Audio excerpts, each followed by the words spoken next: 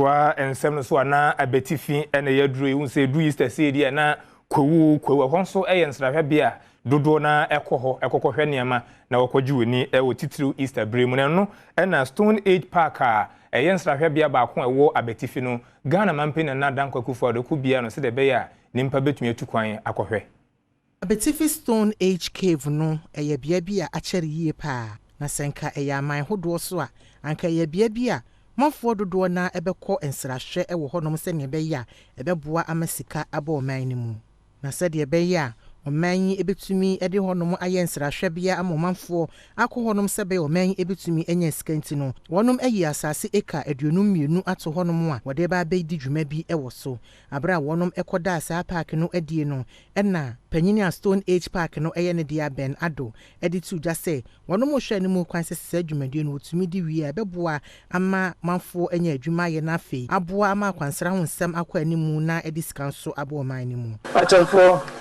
I appreciate this gesture very much and forever be grateful to you and your elders. 2. The Green Project, construction of a biogas toilet facilities, reclaiming of the refuse dump. 3. Building of statues. 4. Construction of an artificial waterfalls, what you see up there. 5. Construction of a restaurant in a park. Construction of a fence wall. Construction of the park. We've constructed roads, built urinals, fireplaces, showers for campers, and a lot more that I may not be able to list here. The bigger vision and the flagship project will be the building of the Stone Age Museum and Event Center. Makokre kumante swafo abidi akira wo tourism arts and culture so woko dwumadie na sibia wodi tu dwa se e free bra wonom ede year of return ebaaye e wa afempinu ani dunkunu mu no enipa bebro opepe baako ani akire ponum na wabansra hwe e wo man mu ya wonam so ama $1 no opepe miensa na sese watumi ede awe show man sikasem mu.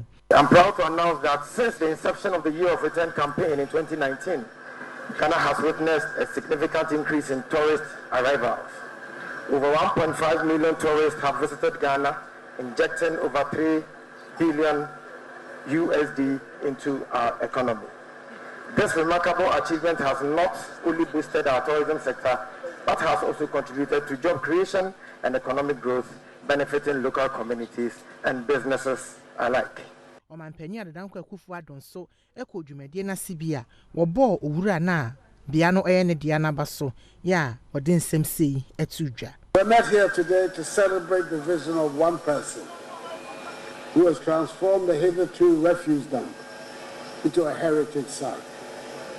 It has been 9 years in the making, and I congratulate Mr. Bernardo for the brilliance of this initiative.